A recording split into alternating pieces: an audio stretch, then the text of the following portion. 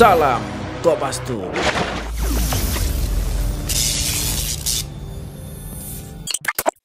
Assalamualaikum warahmatullahi wabarakatuh. Salam Kopastus. Jumpa lagi bersama DJ Pasos. Semoga kita semua dalam keadaan sehat walafiat. Amin. Tahun 2022 ini menjelang tahun 2023, kemudian 2024. Ini sudah mendekati tahun-tahun politik yang kita atau saya pribadi tangkap profil tentang ketum dari Partai Gerindra ini yang kita mau sorot. Kita akan sedikit mengenal mengenai profil Pak Prabowo. Baru kopi.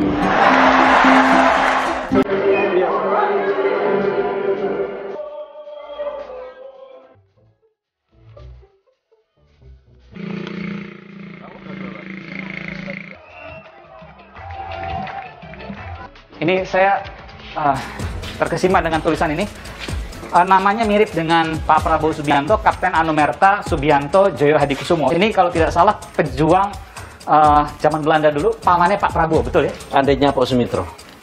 Adiknya Pak Sumitro, Ya. paman Pak Prabowo, betul ya? Betul. Jadi Pak Prabowo adalah ponakan dari Subianto Joyo Hadikusumo. namanya mirip. Ya, memang dulu itu peristiwa 25 Januari Ya. 1946. 46. Ya. Jadi Kapten Subianto Ya. bersama dengan adiknya Suyono, Ya. terus di bawah komando dan Mogot melakukan pelucutan senjata tentara Jepang di Lengkong Serpong. yang sekarang jadi PSD kawasan itu. Oke, Tangerang Selatan. Nah, Oke. pelucutan senjata itu menimbulkan kontak senjata Aha. dan kemendadakan serangan dari pihak Jepang Aha. yang menyebabkan para prajurit-prajurit muda kita di bawah pimpinan dan Mogot tidak siap, gugur. Akhirnya menimbulkan banyak pejuang-pejuang kita yang gugur. Itulah yang kemudian disebut dengan peristiwa Lengkong. Di antara yang gugur adalah dan Mogot, Subianto Joyo Hadikusumo, dan adiknya Suyono Joyo Hadikusumo.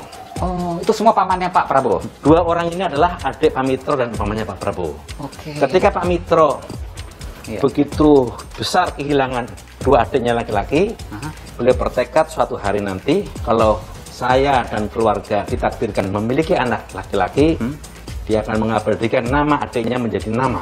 Maka kemudian ketika anaknya lahir laki-laki, lahir anak yang ketiga diberi nama Prabowo Subianto. Lahir lagi adiknya Pak Prabowo, laki-laki lagi.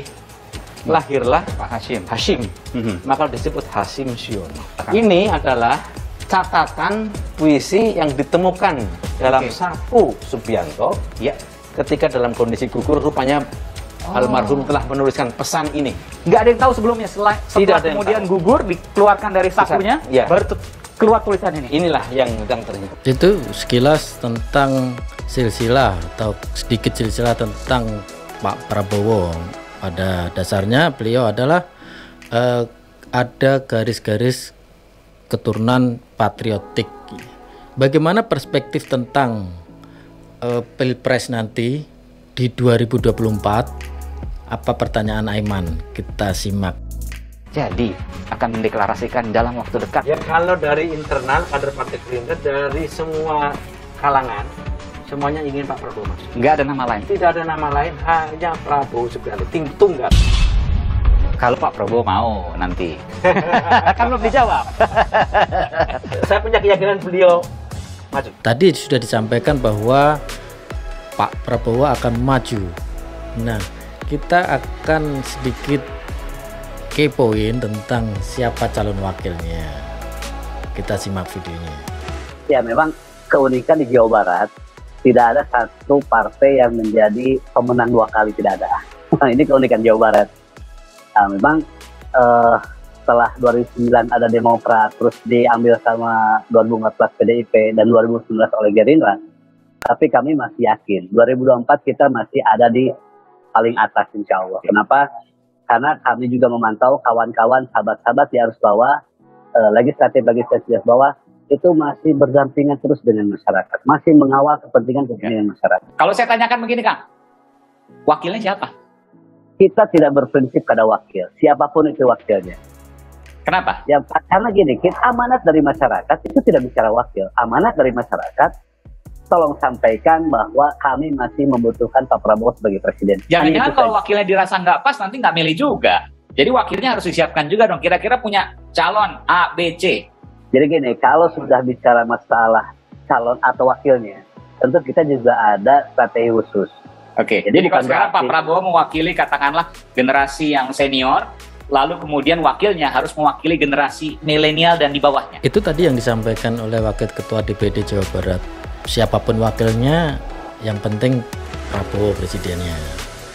Nah, kita juga simak dari salah satu lembaga survei Carta Politika. Kita lihat bagaimana menurut pendapatnya. Ya, the election comes too early, harus diakui ya, karena sebetulnya kan kalau kita lihat di semester kedua dari 2021, pemberitaan politik pun itu sudah dominasi tentang 2024. Penyebabnya kita tahu, karena kan memang lebih seru situasi ketika incumbent tidak bisa maju kembali, yang lebih bisa terbaca polanya, sehingga kemudian berlomba jauh-jauh hari memperkenalkan diri karena semuanya merasa punya peluang sekarang. Dan 2022 menurut saya akan menjadi tahun politik yang lebih keras, karena bukan tidak mungkin deklarasi-deklarasi dan gerakan yang sifatnya di darat yang sudah dimulai di udara di tahun 2021 akan terjadi. Potensi konflik politik termasuk soliditas dari koalisi akan diuji di 2022 juga. Ya, Pak Prabowo kalau kita coba rangkum dari survei Carta Politika, katakanlah kemudian beberapa lembaga survei yang bisa dianggap kredibel, minimal bisa dikatakan ada peringkat 1 atau 2.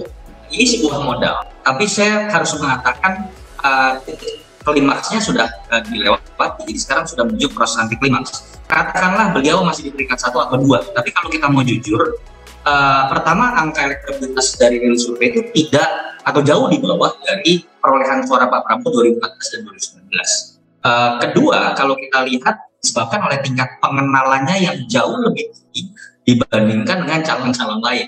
Nah, ketika dengan tingkat pengenalan sangat tinggi, tapi kemudian elektabilitasnya bersaing dengan Ganjar Pranowo yang tingkat pengenalannya 70%, itu bisa dikatakan sebuah kabar buruk. Karena nanti kan kalau sudah masa kampanye, rata-rata calon presiden ini kan tingkat pengenalan akan sama semua, minimal di atas 80%. Yang ingin saya katakan adalah ruang gerak Pak Prabowo itu lebih kecil untuk menaikkan elektabilitasnya dibandingkan Ganjar, Ridwan Kamil, lalu kemudian Agus Yudhoyono, yang praktis berimbang dengan Pak Prabowo itu hanya Sandiaga Uno di 90%-an, atau Mas Anies Baswedan yang tingkat pengenalan sudah di atas 85%. Pasangan inilah pasangan yang tidak akan mungkin terjadi di 2024, Prabowo Puan. Berkaca dari kepentingan partainya, saya pikir hampir tidak mungkin terjadi. Sobat Kompas tuh, memang kita di tahun 2022 ini sudah mulai masuk ke tahun-tahun politik, dari calon-calon kandidat-kandidat yang akan mau maju ke Pilpres 2024 sudah mulai mengeksplor tentang profilnya masing-masing. Menurut survei tadi Pak Prabowo masih menduduki yang teratas. Nah, dari beberapa pertanyaan siapa wakilnya, kita tahu semua bahwa politik adalah cair. Siapapun wakilnya bisa saja terjadi. Entah itu Puan atau Anies atau siapapun, nanti pada last minute akan ditentukan pada saat pengumuman capres dan cawapresnya. Pasti di internal partai, dalam hal ini Gerindra, masih merumuskan, menghitung kandidat-kandidat cawapresnya. Kalau disimak tadi apa yang menjadi pernyataan kader Gerindra, dalam hal ini Pak Ahmad Muzani, kemudian Wakil Ketua DPD Jawa Barat, yang meyakini bahwa Pak Prabowo nanti bakal maju ke 2024, pasti mempunyai hitung-hitungan yang sudah diformulakan oleh tim-timnya dari internal Pak Prabowo. Kita sebagai masyarakat tentunya akan menilai tentang profil dari masing-masing kandidat capres dan cawapres ini. Besar harapan kita bahwa Sobat Kompas tuh bisa menilai secara objektif capres dan cawapres yang akan nanti Sobat Kopassus pilih. Suara kita akan menentukan 5 tahun ke depan nanti. Kalau disampaikan tadi bahwa tahun 2022 ini sampai nanti menjelang Pilpres itu sudah mendekati tahun-tahun politik, pastinya masing-masing kandidat akan mencoba merengkuh hati rakyat. Coba Sobat Kopassus berikan opininya mengenai calon-calon capres dan cawapres yang terbaik. Silakan tulis di komen, kita akan tanggapi. Oke, kita tunggu komennya. Terima kasih sudah pantengin video kita. Jangan lupa pantengin video-video kita yang lain yang ada di playlist. Sampai jumpa. Salam Kopassus. Wassalamualaikum warahmatullahi wabarakatuh.